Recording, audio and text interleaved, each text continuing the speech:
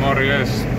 Täällä vähän murskaillaan noita nurminata kasvusta ja katsotaan, jos saatais parempi kasvulähtö ensi vuodelle. Murskataan toi isoin osa tosta pois ja pääsee keväällä kasvamaan pienemmän biomassan alta se nurminata.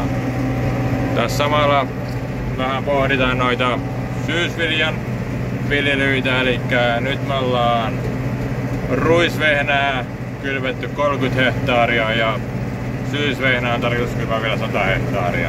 Eli viljapinta-alasta tulee noin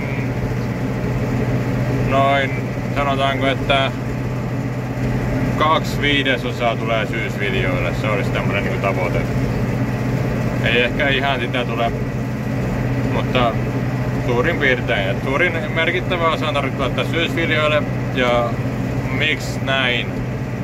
Elikkä tänäkin vuonna, vaikka syysviljat kärsii aika pahasti kevään kuivuudesta ja kevätviljat sai sitten paremmin sateita niiden sadonmuodostusrytmiin kesällä, niin siltikin tähän asti puiduista ainakin meillä on kovimmat keskisedot saatu tuosta syysruisvehnästä ja syysvehnästä.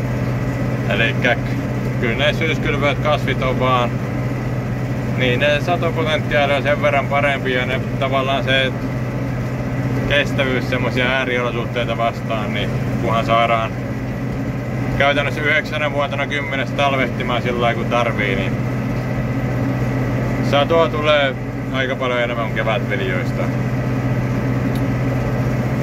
Elikkä semmoista meinataan.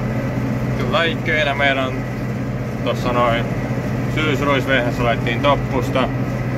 On oikein satosa ja tykätty myös talven kestävyydestä aika paljon siinä. Ainakin vehniin verrattuna on talven kestävämpi lajike. Vehnästä meillä tulee päälajikkeena olemaan edelleen RGT Kilimanjaro.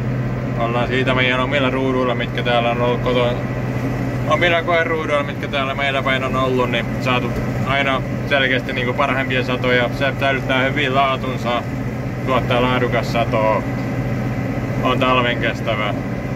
Ja ollaan itse käytännön viljelykseltä saatu aika hyviä satoja siitä, eli sitä pidetään päälajikkeena. Ja sitten tulee muutamia uusia lajikkeita lisäysviljelyyn, mitkä on näyttänyt koeruudulla lupaavilta, että nyt päästään katsomaan, onko se käytännön viljelmillä, miten he pärjää sitten siellä, mutta odotukset on aika kovia. Muokkaustapana me käytetään pääosin kyntöä, mitä me nyt meinataan kylvää, eli näkyyköhän tässä kamerassa, mutta tuolla aukeen toisella laidalla siellä on kyntöhommat käynnissä. Ei varmaan kauhean hyvin näy kamerasta, mutta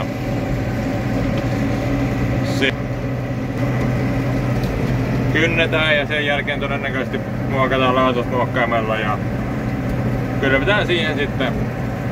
Lannoitus annetaan kanssa syksyllä aika lailla, eli tarkoitus antaa fosforia sen verran kuin mahdollista, mitä viljelysarvot antaa myöden.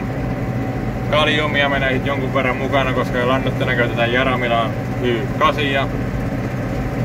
Ja typpeä menee sitten, tietysti pitää katsoa, ettei typpeä mene liikaa, eli se on se maksi 30 kiloa hehtaarille, mutta todennäköisesti typpeä ei tule menemään ihan niinkään paljon.